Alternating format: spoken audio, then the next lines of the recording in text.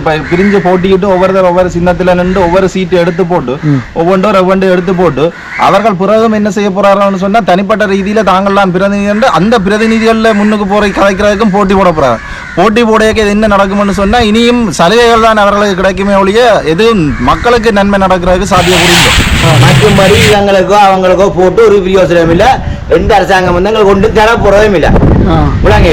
அதெல்லாம் நாங்கள் ஒரு புதுச்ச நாய் வந்திருக்கோம். அவனுக்கு போட்டால் நாங்கள் சுதந்திரமா ஏதோ நிம்மதியா வாழ்ந்து கொண்டு போகலாம். உண்மையிலேயே பொதுத்துறைகள் பொது விஷயங்கள்ல சில விடயங்கள்ல தனிப்பட்ட ரீதியில எவ்வளவு பேர் சிவில் சமூகத்துக்குள்ள இருக்கிறவர்கள் வந்து கடமையாற்றி கொண்டிருக்கிறார்கள். அவர்களுக்கு வந்து இந்த அரசியல்வாதிகள் வந்து இடம் கொடுப்பதற்கு தயாராக இல்லை. அப்படிப்பட்ட நேரத்துல வந்து இப்படி தேசிய கட்சியில வெண்டு வந்தவர்கள் வந்து அப்படியான ஒரு நல்லவர்களையும் ஒரு சுயநலமற்று செயற்படக்கூடிய ஒரு தமிழரை வந்து தெரிவு செய்து இந்த மாவட்டத்தில் விட்டா எங்கட மக்கள் வந்து அவர்கள் பரிச்சயமானவர்கள், அவர்கள் கடமையாற்றும் போது சுயநலம் இல்லை ஊழல் இல்லை என்ற ரீதியில வந்து அந்த மக்கள் அவர்களுக்கு ஓட்டு போடுறதுக்கு சந்தர்ப்பம் இருக்கு. ஊழல் தான் சொல்லக்கூடாது. ஊழலுக்காண்டிய விலை போய் கொண்டிருக்கு. அப்ப இதுல சரி அதைக்கு நாங்க திருப்பி அவைய கையை தூக்கி விட்டால் பட்டி அப்படின்னா பூவலி ஒன்று நடவடிக்கை அரசியல் சார்ந்த பிரச்சனைகளை தீர்க்க முடியாதுன்ற ஒரு கட்டத்துல தான் எல்லா அரசியல் கட்சிகளையும் ஒன்று சேர்த்து மன்னிப்புகளை வழங்கி அவர்கள் ஒரு அரசியல் நீரோட்டத்திலையும் தமிழர்களுக்கு ஒரு உறுதியான நிலப்பாடு எடுக்கணும்னு சொல்லி அவர்களை கூட்டமைப்பு என்ற ரீதியில ஒரு அரசியல் பயணத்துக்கு இறக்கி விடப்பட்டது.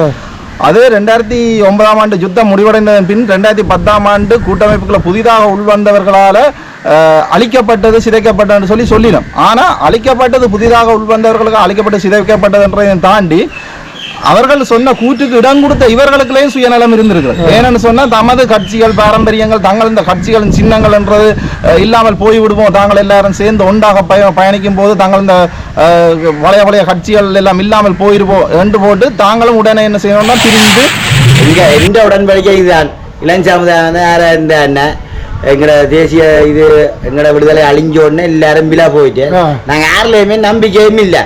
அதை விட ஒரு புதுசா வர ஜனாதிபதியை வரவேற்று என்னென்ன செய்து அதை மற்றபடி சில அரசியல் ஆய்வாளர்கள் சொல்லுகிறார்கள் அந்த நீரோட்டத்துல இந்த பாராளுமன்றத்தில் வெண்டு வர்றவர்களை வச்சு நாங்கள் ஒரு கூட்டணி அமைப்போம்னு சொல்லி அது வந்து எவ்வளவு சாத்தியப்படும் என்று அது தெரியாது. அவர்கள்ட்டையும் அதுக்கு உத்தரவாதம் இல்லை. ஏன்னு சொன்னா வெண்டு வர்றவர்களையும் பேருந்து தலைமைப்படத்துக்கு சண்டை பிடிப்பார், சின்னத்தை வச்சு சண்டை பிடிப்பார்கள். பெரும்பான்மையா முடிவெடுக்கிறதுக்கு இவ்வளவு வீதம் வேணுமென்ற ரீதியில எனக்கு 5 பேரத்தான் நீ 4 பேரத்தான்ற ரீதியில சண்டை பிடிக்காது.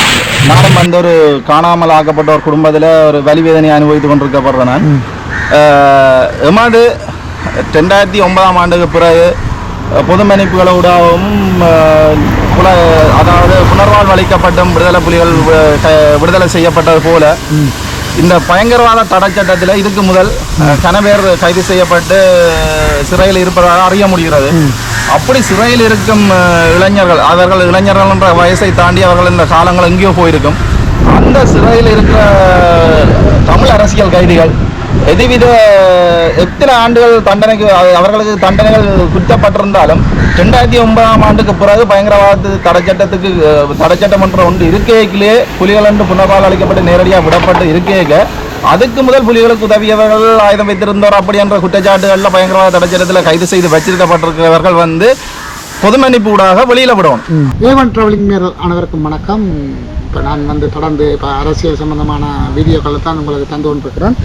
உண்மையில் இன்றைக்கு பல நபர்களிடம் நபர்களிடம் நாங்கள் கருத்து கேட்டோம். அவர்கள் சொல்கிற கருத்துக்களை வந்து நாங்கள் உங்களுக்கு தர்றதில் பெருமை அடைகின்றோம். உண்மையில் அரசியல் நோக்கங்கள் போய்களுக்கு கொஞ்சம் அலைய வேண்டி இருக்குது, கொஞ்சம் கனவேரை நாங்கள் சந்திக்க வேண்டி இருக்குது. இருந்தும் பல பேர் நேரடியாக தங்களுடைய முகங்களை காட்டுறதுக்கு பயப்படுறீங்க. சில பேர் ஏன்னு சொன்னால் அரசியல் அண்டைக்குள்ளே எல்லோரும் பயப்படுறீங்க கருத்துக்களை சொல்ல. காலத்துக்கு இந்த நாடு வந்து பயப்படுற காலத்தில் இருந்து மெல்லமாக பயம் இல்லாத ஒரு காலம் வந்து மக்களாக வந்து முன் வந்து தமது கருத்துக்களை தருகிற நேரங்களாக இருக்கின்றது. உண்மையிலே அந்த ஒரு பாதுகாப்பாக உணர்கிற மக்கள் வந்து பாதுகாப்பாக உணர்கிறார்கள். அதுக்கு காரணம் இந்த ஆட்சி மாற்றம், ஜனாதிபதியினுடைய செயற்பாடுகள் என்று பல இதுகளாக போய் கொண்டிருக்குது. இதில் இன்னொரு விஷயம் வந்து இந்த அரசியல் கட்சிகள், தமிழ் அரசியல் கட்சிகளுடைய ஒன்றிணைவு வந்து சாத்தியப்படாத ஒன்றாக போய் கொண்டிருக்கிறது. உண்மையில கூட எல்லோரும் தனித்தனியாக கேட்கிறதாகத்தான் பதில்கள் வந்து கொண்டிருக்கிறது. உண்மையில கூற்று இணைவது வந்து சாத்தியமில்லாத ஒன்றாக இருக்கிறது. இதே நேரத்தில் நேற்றைய தினம் ஒரு சுயேட்சை குழுக்கள் வந்து தாங்கள் சுயேட்சையாக கேட்க போகிறோம்னு சொல்லி ஒரு அமைப்பு வந்து நேற்றையான ஒரு காணொலியில் நான் பார்த்தேன். அது உண்மையான நாங்கள் அதில் இறங்கி நாங்கள் அவையோட நாங்கள் கருத்துக்களை கேட்க போகாமல் நேரடியாக இந்திய அந்த மக்களுடைய கருத்தை தான் நாம் பார்க்க இருக்கின்றோம். என்னென்னு சொன்னால் அவைகள் என்ன கருத்துக்கள் வச்சு கொண்டு வருகிறோம் தெரியல. இதே நேரத்தில் யாழ் மாவட்ட தேர்தல் தொகுதியில் யாழ் மாவட்டத்தில் வடகிழக்கில் வந்து தமிழ் பிரதேசங்களில் வந்து கூடுதலாக சுயேட்சைகள் களமிறங்குற ஒரு இக்கட்டான சூழ்நிலையும் இங்கே இடம்பெற இருக்கிறது. உண்மையில் ஒரு தனித்துவமான ஒரு குழு வந்து பதிவு செய்து புதிய முகங்களை அதில் கொண்டு வந்து புதிய சின்னத்தோடு இறங்குவோம்னு பார்த்தா இப்போ பல சுயேட்சைகள் இறங்குது. இப்போ இன்னொரு மாற்றம் ஒன்று நடந்திருக்கு. அரசியலில் வந்து பழைய ஆட்கள் கொஞ்சம் எலெக்ஷன்லேருந்து பின்வாங்கியதாக அறியக்கூடியதாக இருக்குது. அதுவும் ஒரு நல்ல விஷயமாக எடுத்துக்கொண்டு இனி புதும்பெரும் காலங்களுக்கு புது வாக்களுக்கு வழிவிட்டு புதிய புதிய அணிகளாக புதுசாக வர்றது வரவேற்கத்தக்கது. ஆனால் அதில் வந்து இப்போ எந்தெந்த கட்சிகள் என்னென்ன கொள்கையோடு முன்னெடுக்க போயினோம்ன்ற அந்த ஒரு கேள்வி இருக்குது. இந்த முறையும் சிதற வாக்குகள் சிதறப்போகிறது என்ன பல கட்சி. ஆனால் இதே நேரத்தில் மக்களுடைய கருத்தாக ஒன்று நான் எடுத்துக்கொள்ள இதை விரும்புகிறேன். அநேகமாக மக்கள் வந்து சொல்லுகிறார்கள் சொன்னால் இவர்கள் பிரிந்து இருப்பிடமாக இருந்தால் நாங்கள் வந்து தேசிய ஜனாதிபதி கைகாட்டுற அவர் யாரை இதில் நியமிக்க போகிறார்ன்ற ஒரு நல்ல ஒரு புத்திஜீவிகளும் மற்றது ஒரு பிரபல்யமான வடக்கு கிழக்கில் வந்து பிரபல்யமான ஆக்களை இங்கே நிறுத்தி இருந்தால் இந்த அரசாங்கம் தங்களுடைய வேட்பாளர்களை ஒரு பலமான ஆக்களை நிறுத்தினால் இந்த தமிழ் தேசியமாக இருக்கின்ற அந்த தமிழ் கட்சிகளுக்கு போகின்ற வாக்குகள் வந்து சிதறும். இதனால் போனஸ் ஆசனங்களும் இல்லாமல் போகுது. தேசிய கட்சிக்கு இன்றைக்கு வடகிழக்கில் இருக்கின்ற போனஸுகள் போகின்ற நிலைமை இருக்கின்றது. அரசியல்வாதிகள் கொஞ்சம் சிந்தித்து செயல்பட்டால் நல்லா இருக்கும் என்று கூறிக்கொண்டு தொடர்ந்து வாங்க நிகழ்ச்சிக்கு போகலாம். நிகழ்ச்சிக்கு போகிறதுக்கு முன்னாடி என்னுடைய சேனலை சப்ஸ்கிரைப் பண்ணி தொடர்ந்து வரும் காணொலியும் பாருங்கள். உண்மையில் இன்றைக்கு சொல்ல போகிற அந்த கருத்துக்கள் வந்து ஒரு முக்கியமான கருத்தாக தான் இருக்க போகுது. என்னென்னா ஒரு 3-4 பேர்கிட்ட தான் எடுத்துனான். அது 3-4 பேரும் நீண்ட ஒரு உரையை ஒன்று தந்திருக்கணும். அந்த நீண்ட உரையை வந்து அது ஒரு 10 பேர் சொல்கிறதுக்கு சமமான ஒரு கருத்துக்களாக நான் பார்க்குறேன். சொன்னால் இன்றைக்கு வடமராட்சியில் இருந்து ஒரு இளைஞன் வந்து இன்றைக்கு கூறியிருந்த கருத்து உங்களை கனவேற போடணும். இன்றைக்கு அவர்கிட்ட கருத்துக்களை மட்டும் உங்களை தர இருக்கின்றேன். என்னென்றால் தரமான ஒரு கருத்து அவர் சொல்லியிருக்கிறார். அந்த ஆலமரத்தடியில் இருந்து ஒரு இளைஞன் அந்த வல்வெடுத்துறை இளைஞன் வந்து அந்த கருத்தை சொல்லியிருக்கிறார். உண்மையில் நான் நெருங்கிட்டேன். அவர்களோட கருத்துக்கள் அவரில் இருக்கின்ற ஆற்றல் வந்து உண்மையில பெருமையாக இருக்குது. அவருடைய அரசியல் அறிவு அரசியல் திறன் ஒவ்வொரு கேள்விகளுக்கும் தரமான ஒரு பதில் ஒன்று தந்திருக்கிறேன். உண்மையில் ஒரு இளைஞர்கள் இப்படி 2-3 இளைஞர்கள் எடுத்திருக்கிறேன். தொடர்ந்து அந்த டைம் வந்து மட்டுப்படுத்தி பார்க்கக்கூடியதாக என்று உங்களுக்கு தர்றதில் பெருமை அடைகின்றேன். உண்மையில் அவருடைய கருத்து இப்போ நான் சாதாரணமாக இருக்கும்போது அவருடைய கருத்து ஒரு ஆழமான ஒரு கருத்தாக இருக்கிறது. அந்த கருத்தினூடாக உங்களுக்கு தெரிய வேண்டிய விஷயங்கள் மக்களுடைய நிலப்பாடு வந்து அந்த வல்வெடுத்துறையில் இருக்கின்ற இளைஞர்களுடைய நிலப்பாடு. ஏன்னா நிச்சயமாக நான் உறுதியாக கூறுவேன். அவரை பற்றி எனக்கு தெரியும். அவர் பல இளைஞர்கள் அவருக்கு பின்னால் இருக்கிறதுன்றது எனக்கு தெரியும். அவர் இப்படிப்பட்டவர்ன்றது தெரிஞ்சு தான் நான் அவருடைய நேரடியாக போய் நான் அவர்கிட்ட பேட்டி எடுத்துருக்கிறேன். உண்மையாக தரமான ஒரு பேட்டியாக இது அமையும். தொடர்ந்து வாங்க, காணொலியை பாருங்கள். பார்த்துட்டு உங்களோட கருத்துக்களை சொல்லுங்கள். உண்மையில் தரமான ஒரு காணொளி உங்களுக்கு வர இருக்கிறது. தொடர்ந்து பாருங்கள். நன்றி, வணக்கம். தொடர்ந்து என்னோட இணைந்திருங்கள். நிகழ்ச்சியை காணும் வாங்க. இப்போ பார்த்தீங்கன்னு சொன்னால் நான் வந்து தலைவருடைய ஊரில் வந்து நிற்கிறேன்.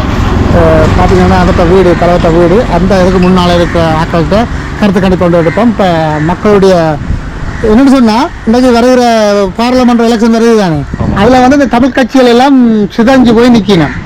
சிதஞ்சு போய் நிற்கல இந்த ஒற்றுமை என்ற இல்லாமல் போகுது. அப்போ இதை தமிழ் மக்கள் ஆகிய நீங்கள் இப்போ அதை என்ன கண்ணோட்டத்தில் பார்க்குறீங்க?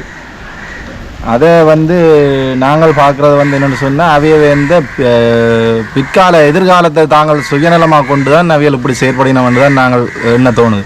என்னென்னு சொன்னால் தங்களோட இருப்பும் தங்களோட கட்சிகள் இந்த வளர்ச்சிகளும் தங்கள் இந்த சுயநலம் முக்கியமானது சுயநலம் தான் அதுக்குள்ள மேலோங்கி இருக்கு. தாங்கள் இந்த சுயநலத்துக்கு கோயிலும் எங்கள் இந்த தமிழ் மக்களுக்கு நடக்க வேண்டிய நல்லது கெட்டதுகளை வந்து உண்டான் என்று கேட்கணும் என்ற எண்ணப்பாடு அவர்களோட ஒரு தரிடமும் துளி அளவும் இல்லை. இப்படித்தான் நாங்கள் பார்க்கிறோம் அவியல் எல்லாரையும் அரசியல்வாதி என்று இருக்கிற எல்லாரையும் நாங்கள் இப்ப அப்படித்தான் பார்க்கிறோம். அப்ப வியல் எல்லாரும் புரிஞ்சு நின்று பாராளுமன்றத்துக்கு போறது வந்து ஒவ்வொரு கட்சியும் ஒவ்வொன்று எடுத்து போய் அதுல என்னத்தை சாதிக்க போயிடும். அவர்களால் வந்து அவர்கள் வந்து இப்படி பிரிஞ்சு போறதால வந்து எதையும் சாதிக்கக்கூடிய மணல்லையோ சாத்தியக்கூற எதுவுமே இல்லை. ஏண்டா பாராளுமன்றத்துக்குன்னு சொல்லி போயிருக்க நாங்கள் எங்களோட தமிழ் மக்கள் பிரதிநிதிகளா நாங்கள் வந்து ஒரு 10 பேர் தானே ஒன்றா சேர்ந்து கை உயர்த்தையில்னு சொன்னா அவர்கள் புற என்னத்துக்கு பாராளுமன்றம் போவான் தமிழர் என்ற ரீதியில ஒவ்வொரு சின்ன இப்ப பிரிஞ்சு போட்டிக்கிட்டு ஒவ்வொரு சின்னத்துல நின்று ஒவ்வொரு சீட்டு எடுத்து போட்டு ஒவ்வொன்று எடுத்து போட்டு அவர்கள் பிறகும் என்ன செய்ய போறாங்கன்னு சொன்னா தனிப்பட்ட ரீதியில தாங்கள்லாம் பிரதிநிதி அந்த பிரதிநிதிகள்ல முன்னுக்கு போற கதைக்கிறதுக்கும் போட்டி போட போறாங்க. போட்டி போடையக்கு என்ன நடக்கும்னு சொன்னா இனியும் சலுகைகள் தான் அவர்களுக்கு கிடைக்குமே ஒழிய எதுவும் மக்களுக்கு நன்மை நடக்கிறதுக்கு சாத்தியக்கூறு இல்லை.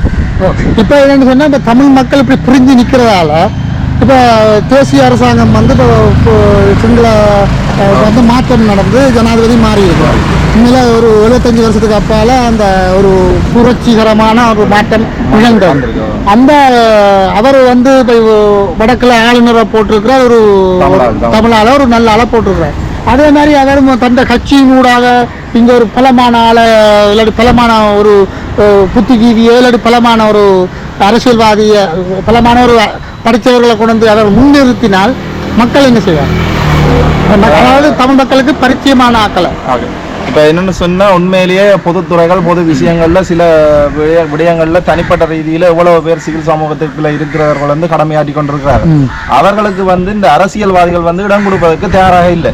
அப்படிப்பட்ட நேரத்துல வந்து இப்படி தேசிய கட்சியில வெண்டு வந்தவர்கள் வந்து அப்படியான ஒரு நல்லவர்களையும் ஒரு சுயநலமற்று செயற்படக்கூடிய ஒரு தமிழரை வந்து தெரிவு செய்து இந்த மாவட்டத்துல விட்டா எங்கட மக்கள் வந்து அவர்கள் பரிச்சயமானவர்கள் அவர்கள் கடமையாற்றும் போது சுயநலம் இல்லை ஊழல் இல்லை என்ற ரீதியில வந்து அந்த மக்கள் அவர்களுக்கு ஓட்டு போடுறதுக்கு சந்தர்ப்பம் இருக்கு. அது வந்து தேசிய கட்சிக்கு ஒரு நல்ல ஒரு பிடிமானமா போகும், அது வாய்ப்பு இருக்கு. அப்படி தேசிய கட்சி போய்க்கல எங்களுக்கு வர வேண்டிய அந்த போனஸும் அந்த போனஸ் ஆசனம் கூட இல்லாம போகுது.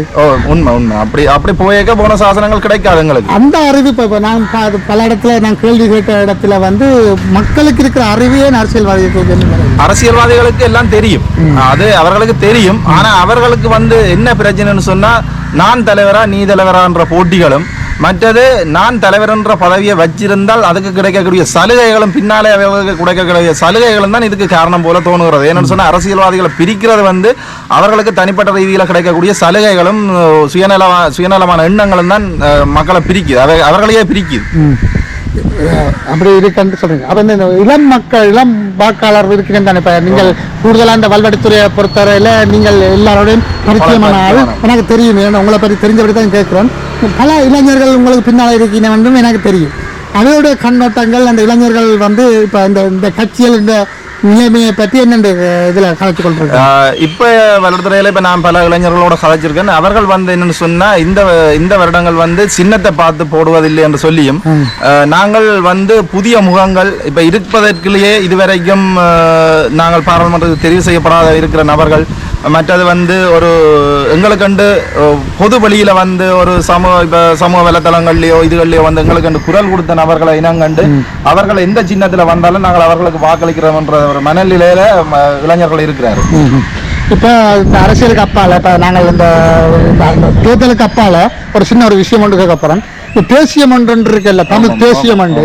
இந்த தேசியம் ஒன்று சில கட்சிகள் தாங்கள் தேசியம் ஒன்று பேசிக்கொண்டு ஒரு கட்சி வெளிக்கிட்டு எங்கள் அண்ணனுடைய திலீபன் அண்ணனுடைய நிகழ்வுகள் கூட தனிப்பட்ட ஒரு கட்சி செய்கிற ஒரு நிலைமை காணப்படுது. அதை பற்றியான உங்களுக்கு அர்த்தம்?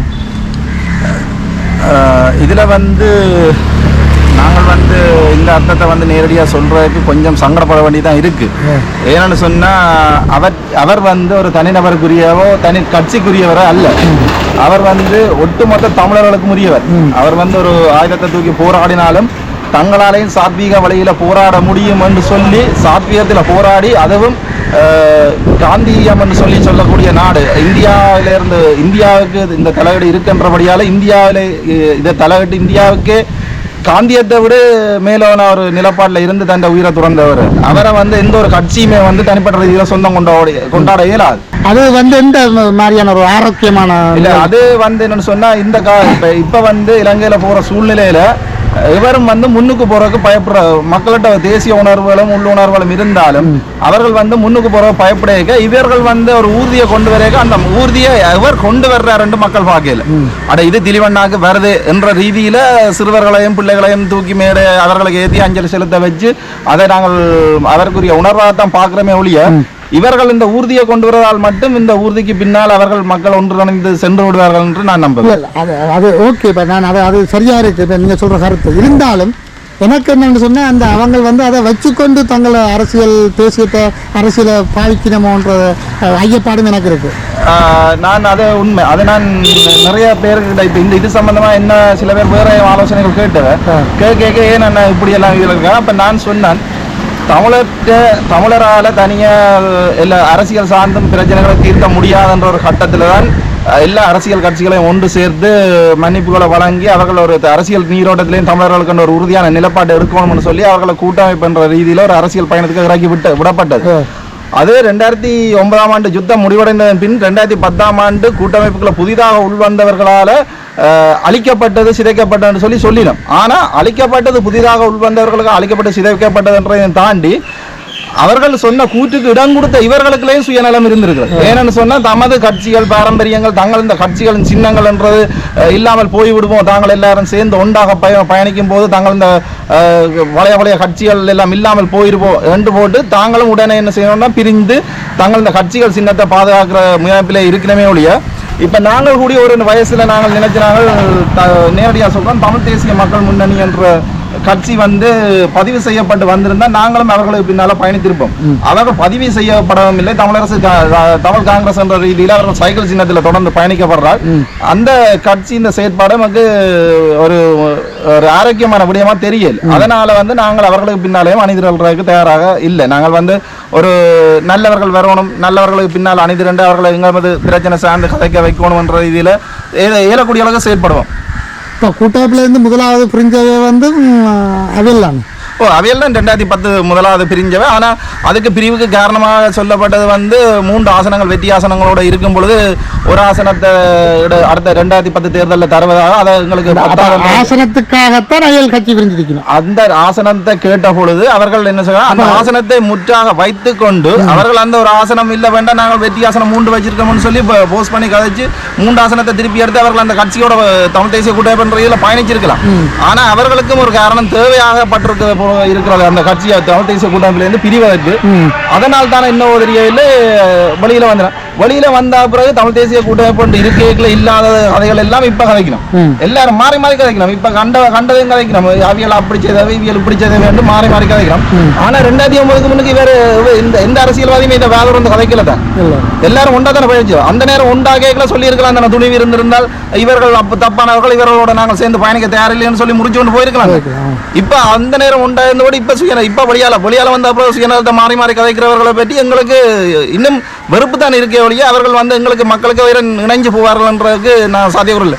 ஏன்னு சொன்னா போராட்டத்தை பற்றி போராட்டம் செய்து கொண்டிருந்தவர்கள் கூடி அரசியல் நிலையில எல்லாரையும் மற்ற கட்சிகள் அரசியலா நிக்குதுன்றதுக்கு அவர்களை உள்வாங்கணும்ன்றதுக்கு வரும் தமிழ் மக்கள்ற ஒரு பலத்தை எல்லாரையும் திரட்டணும் என்று சொல்லி விட்டு கொடுப்புகளோட தான் அந்த கட்சிகளையும் உள்வாங்கி ஒரு அரசியல் இடத்தை கொடுத்தவ எல்லாரையும் சேர்த்து. அதுக்கு பிறகு மலைய தமிழர்களையும் ஒன்று சேர்க்கிற முயற்சிகள் நடந்தது. முஸ்லீம் காங்கிரஸ் முஸ்லீம் மக்கள் இந்த பிரதிநிதிகளையும் ஒன்று சேர்க்கிற நடவடிக்கைகள் நடந்தது. அதுகள் காலம் கடந்து சென்றபடியால் அது துரதிருஷ்டவசமாக இணைக்கப்படவில்லை. ஆனால் இப்பொழுது எல்லா தமிழ் மக்களும் ஒன்று சேர்ந்து எங்களுக்கு வரும் எல்லா கட்சிகளும் ஒன்று சேர்ந்து எதுவும் கேட்டால் எங்களுக்கு கிடைக்குமே ஒழிய இப்படி இவர்கள் தனித்தனியாக நின்று கேட்டு போட்டு சில அரசியல் ஆய்வாளர்கள் சொல்லுகிறார்கள் அந்த நீரோட்டத்தில் இந்த பாராளுமன்றத்தில் வெண்டு வர்றவர்களை வச்சு நாங்கள் ஒரு கூட்டணி அமைப்போம்னு சொல்லி அது வந்து எவ்வளவுக்கு சாத்தியப்படும் என்று அது தெரியாது. அவர்கள்ட்டையும் அதுக்கு உத்தரவாதம் இல்லை. ஏன்னு சொன்னா வெண்டு வர்றவர்களையும் பேருந்து தலைமைப்படத்துக்கு சண்டை பிடிப்பார், சின்னத்தை வச்சு சண்டை பிடிப்பார்கள். பெரும்பான்மையா முடிவெடுக்கிறதுக்கு இவ்வளவு வீதம் வேணுமென்ற ரீதியில எனக்கு 5 பேரத்தான் நீ 4 பேரத்தான்ற ரீதியில சண்டை பிடிப்பார். இவர்கள் இப்படி சண்டை பிடிக்க வந்து எங்களோட மக்கள் தேசிய கட்சி பின்னால போறவர்களும் அதிகமா இருக்கு. ஏன்னு சொன்னா பொருளாதாரம் சும்மா கூடிக்கொண்டிருக்கு. பொருளாதாரத்துக்கு இப்ப இருக்கிற சூழ்நிலையில பொருளாதாரத்துக்கு யார் முன்னுரிமை தர்றாரோ அவர்களுக்கு பின்னால்தான் மக்கள் போற கட்டம் இருக்கு. ஏன்னு சொன்னா எல்லா மக்களுக்கும் புறம்பெயர் உறவுகள் இந்த சப்போர்ட்டும் இல்லை, எல்லா மக்களும் உத்தியோகங்களையும் இல்லை. இப்ப நாளாந்த பிரச்சனைகள்ல சாப்பாட்டுக்கு வழி இல்லாமல் இடங்கூலிகள்ல போதிய வருமானங்கள் இல்லாமல் வாழ்ற மக்கள் தான் அதிகம். இப்போ சரி, இப்போ எல்லாம் நன்றியாக. இப்போ நான் கேட்குறேன், அடுத்தது கூட வந்த ஜனாதிபதியை பற்றி உங்களுடைய அபிப்பிராயம்? வந்த ஜனாதிபதியை பற்றி எங்களது அபிப்பிராயம் சொன்னா, இவர்கள் முதல் வந்து எங்களது வடக்கு கிழக்க பிரிக்கிறவருக்கும் இந்திய கட்சியும் இவர்களும் அதில் ஒரு பாடுபட்ட நபராக தான் நாம் பார்க்கிறோம். மற்றது வந்து ஆனால் இவர்களுக்கு ஆரம்ப காலத்தை பார்க்க எங்களை போல வலிவேதனைகளை அனுபவித்தவர்களாக இருக்கிறார்கள். ஆனால் அவர்கள் இனவெண்டு வரைக்கும் அவர்கள் எல்லாரும் உண்டா நிற்கிறார்கள். அவர்கள் இப்பொழுது முன்வைக்கிற கூட்டு என்னன்னு சொன்னா பொருளாதாரத்தையும் ஊழலையும் தான் அவர்கள் முன்வைக்கிறார்கள். எங்களுக்கு இவர்களுக்கு பின்னால போவதனால் எங்கள் இந்த இனப்பிரச்சனையோ இல்லைங்க இந்த தேசிய ஒரு இனத்துக்கு ஒரு சுதந்திரமும் அவர்கள் இந்த கலை கலாச்சாரங்களும் அவர்கள் இந்த மொழிகளும் முன்னுரிமை அளிக்கப்பட்டு மதிக்கப்பட்டால் அவர்களுக்கு பின்னால மக்கள் போவதில் எந்த இதுவும் இல்லை. ஆனால் இதுவரைக்கும் அப்படியான ஒரு அழைப்புகள் வந்த மாதிரி எங்களுக்கு தெரியல. அவர்கள் வந்து இப்போ ஊழல் மற்றது நாட்டில் ஏற்படுற சில இதுவரைக்கும் ஏற்பட்ட இதுகளுக்கு என்ன காரணம் என்ற ரீதியில் வெளிவந்துருக்கு. அதிலே முக்கியமாக வந்து இந்த போன சென்ற அரசாங்கத்துக்கு கை கொடுத்த அரசியல்வாதிகள் தமிழ் அரசியல்வாதிகள் என்ற ரீதியில் வர்ற இதுகள் கூடி நாங்கள் ஒரு சந்தேக கண்ணோட பார்க்க வேண்டி கிடையாது. ஏன்னு சொன்னால் அவர்கள் தமிழ் எம்பிகள் இந்த விஷயங்கள் தான் வந்து கொண்டிருக்கு. அதுலேயும் வடக்கு தமிழ் எம்பிகள் முதல் நாள் அமைச்சர்கள் முன்னாள் பாராளுமன்ற உறுப்பினர்கள் விடயங்கள்லாம் வந்து கொண்டிருக்கு. மற்றவர்கள் இவர்கள் இந்த விடயமும் இதில் வெளியில் வரையில்லை. அப்போ இது வந்து தமிழற்ற ஓட்டை சிதைக்கிறது தானே எதுவும் ஒரு ரகசியமான வேலை திட்டங்கள் நடக்குதுன்ற கூடிய எங்களுக்கு யோசிக்க வைக்குது. இப்போ அண்மையில் வந்து இப்போ சுயேட்சை குழுக்கள் இப்போ தொடங்கியிருக்கிறோம். ஏன்னு சொன்னால் இப்போ மக்கள் வந்து இளைஞர்கள் வந்து புதுசாக உருவாக்குவோம்னு சொன்ன பிறகு இப்போ அண்மையில் ஒரு சுயேட்சை குழுக்கள் கிளம்பி இருக்கிறோம். இது என்ன விதத்தில் ஒரு ஆரோக்கியமாக இருக்கும்? இது வந்து உண்மையிலேயே புதிய முகங்கள் உள்வாங்கப்படணும் என்ற ரீதியில் பார்க்க ஒரு ஆரோக்கியமான விடயம். ஆனால் அவர்கள் சுயேட்சையாக முன்னுக்கு வரப்படும் பொழுது ஒரு பாராளுமன்ற சீட்டை வெல்றதுக்குரிய ஓட்டை அவர்களால் பெற்றுக்கொள்ள முடியுமோன்றதுக்கு ஐயப்பாடு இருக்கு. அவர்கள் இப்ப இதுக்கு வர முன்னுக்கு வர்ற அவர்கள் முதல் ஒன்று சேரவர். இப்போ சரி, இப்போ இதுவரை இருந்த அரசியல் கட்சிகளை விட்டு நாங்கள் முன்னுக்கு இப்போ சுயேட்சையாக வர்றோம்னு சொன்னால் இவர்கள் முதல் ஒன்று சேர்ந்து ஒருவருக்கு ஒருவர் இணைந்து வேலை செய்தால் தான் இவர்களுக்கு மாறி மாறி என்று பார்க்க இவர்களுக்கு ஒரு ஆசனம் 2 ஆசனம் கிடைக்கக்கூடிய சந்தர்ப்பம் இருக்கு. இவர்கள் நல்லவர்களாக இருந்தாலும் தனியே நின்று போட்டியிட இவர்கள் இந்த ஒட்டுமுழுதான ஆசனம் கிடைக்கிற சந்தர்ப்பம் இல்லை. மக்கள் இந்த இவர்கள் நல்லவர்கள் என்று இவர்களுக்கு போடுற 5000 10,000 15,000 ஓட்டுகள் வந்து மக்கள் தமிழக ஓட்டுரிமையும் வந்து சிதறடிக்கப்படும். அதனால வந்து போனஸ் ஆசனங்களும் வந்து தமிழ் கட்சிகளுக்கு கிடைக்கிற சந்தர்ப்பங்கள் இல்லாமல் போகும். இப்போ உங்களோட கடைசியான உங்களோட பார்வை என்னவா இருக்கு? பார்வையென்று பார்க்க எலெக்ஷன்ல இப்போ மக்கள் இப்போ எப்படியும் எல்லாரும் தடுத்து தான் கேட்க போயிடும். இப்போ பார்வையென்று பார்க்கல எங்களந்த தமிழ் மக்களுக்கு இப்போ இருக்கிறவர்களோட சேர்ந்து இப்போ வர்ற சின்னங்களில் நல்லவர்கள் உங்களுக்கு இப்போ புதியவர்கள் ஊழல் செய்திருந்தால் புதியவர்கள் பழைய அரசாங்கங்களுக்கு கை கொடுத்து கொண்டு சலுகைகளை பெற்றுக்கொண்டு இருந்தால் அவர்களை ஒதுக்கி போட்டு புதியவர்களுக்கு இடம் கொடுங்க. ஆனால் அந்த புதியவர்கள் வந்து எமது மக்கள் சார்ந்த கதைப்பதில் உறுதியானவர்களாக இருக்க வேண்டும். எமது மக்களும் மண் சார்ந்த பிரச்சனைகளை கதைப்பதில் உறுதியானவர்களும் திடமானவர்களாக வந்து மக்கள் தெரிவு செய்யணும் என்று கேட்டுக்கொள்கிறேன். இப்போ நீங்கள் ஒரு தமிழ் இளைஞன், தமிழ் பற்றாளர், அது வல்வெடுத்துறையில் பிறந்த ஒரு மண்ணில் ஒரு மைந்தனாக இருக்கிறீங்க.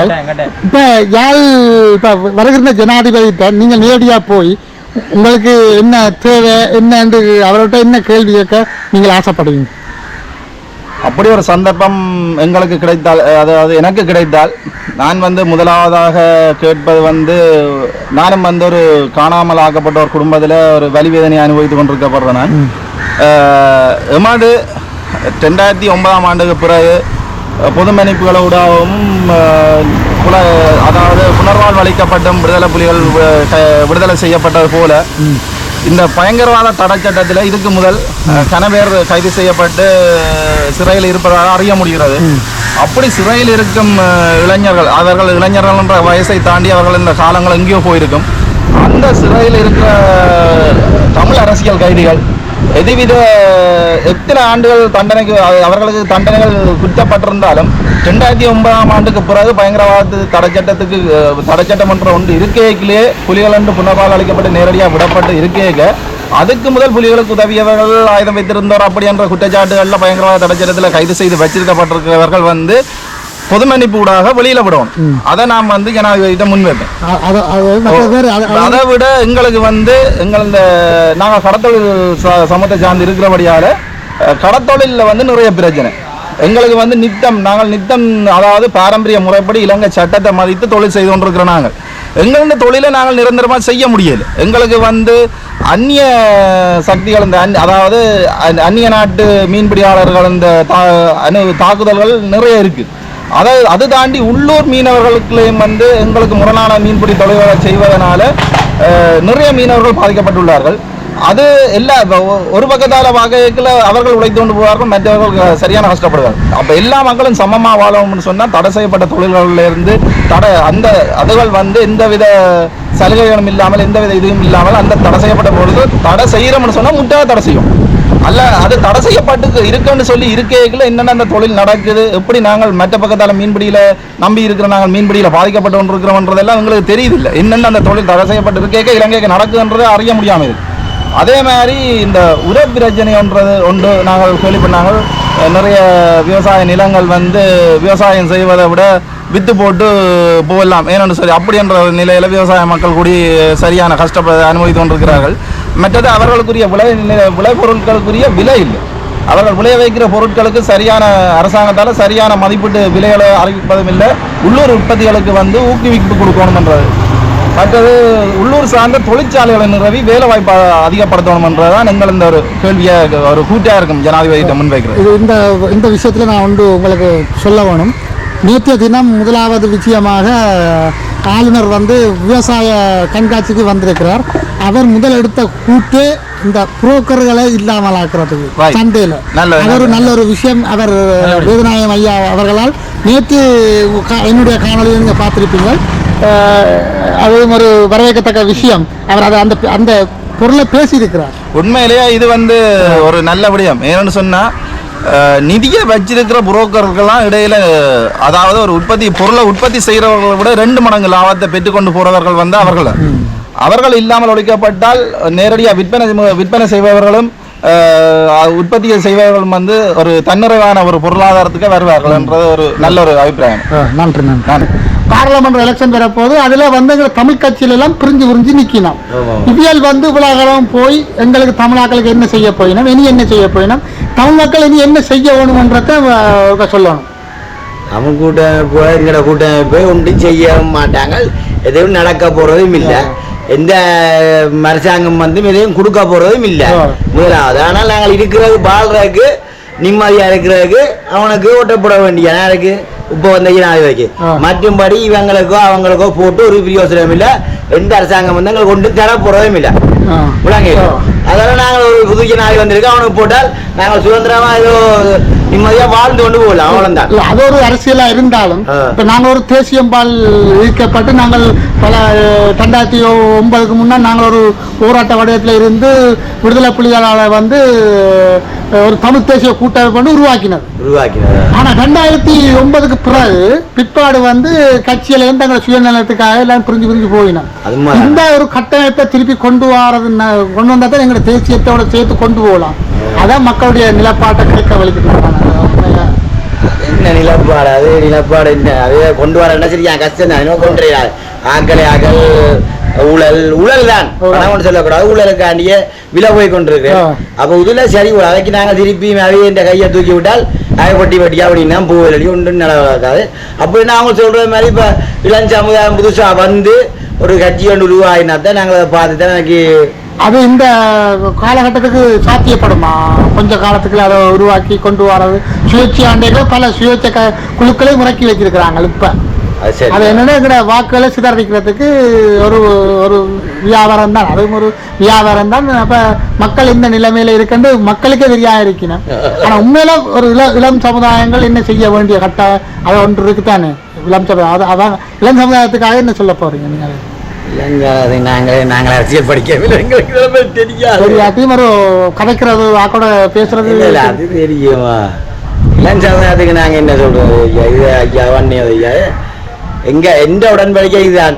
இளம் சமுதாயம் வந்து யாரா இந்த அண்ணன் எங்கட தேசிய இது எங்கட விடுதலை அழிஞ்ச உடனே எல்லாரும் பிலா போயிட்டு நாங்க யாருலயுமே நம்பிக்கையும் இல்லை. அதை விட ஒரு புதுசா வர ஜனாதிபதியை வரவேற்று என்னென்ன செய்து அதை என்ன மற்றும்படி இந்த புலம்பெயர்ந்த தமிழரோ இங்கே இருக்கிற தமிழரோ இவனும் கை கொடுக்க போறது இல்லை. இந்த இவ்வளவு காலம் சனம் மக்கள் எங்களை தமிழ் சனம் கஷ்டப்பட்டு இருக்குங்க புலம்பெயர்ந்த தமிழர் சொல்லி அங்கே இருந்து உழவிட்டு கொண்டு இருக்கிற ஏதாச்சும் செய்யறாங்களோ ஒன்றும் செய்யல. சும்மா அவங்க அங்கே இருந்து ஏசி வீட்டுல இருந்து கொண்டு சும்மா அந்த மஞ்சள் புலிக்கொடியை பிடிச்சு கொண்டு பேக்காடி கொண்டு இருக்கிற மிச்சம் வேற மற்றும்படி ஒன்றும் இல்லை. சிங்கள ஜனாதி வந்தா எங்கட மக்களும் எங்கட போராட்டம் வந்து அழிஞ்சிட்டுது. அது இருக்க எல்லாரும் கையோங்கி இருக்க பிரச்சனை இல்லை, அதுக்காக காய்க்கலாம். மற்றும்படி இதுல கதைச்சு எந்த பிரயோசனமே வர போறதில்லை. நாங்களும் தண்ணியில இருந்து நெற்றுப்பாய் புளிஞ்சுதான் வந்தனாங்க, நாங்களும் எல்லாம் செய்துதான் வந்தனாங்க. ஆனால் எங்களுக்கு சொட்டு கூட இந்த தமிழ்லயும் நம்பிக்கை இல்லை, சிங்கள நம்பிக்கை இல்லை, ஒன்றுமே வராது. ஆனால் எங்களை புள்ள வட்டியில நாங்களும் இன்னும் இருக்கிறது அந்த அப்ப சிங்களவன் அனுரா வந்திருக்கான் சிங்கள மக்களை காப்பாத்த, அதே மாதிரி எங்களையும் காப்பாற்றுவான ஒரு நம்பிக்கை இருக்கு. மற்றும்படி அதுக்காண்டி காப்பாற்றுவானு என்னண்டு அதே சும்மா சுதந்திரமா வாழ்றதுக்கு தான் ஒரு நம்பிக்கை இருக்கு. மற்றும்படி ஒன்றும் இங்க நடக்க போதே இல்லை. எவர் வந்தாலும் இதே கேஸ் தான். உண்மையான கருத்தான், உண்மையான கருத்தான். உண்மையில நாங்கள் அதைத்தான் எதிர்பார்க்கிறோம். உண்மையில மக்கள் வந்து அதை உணர்ந்துதான் செயல்படணும்.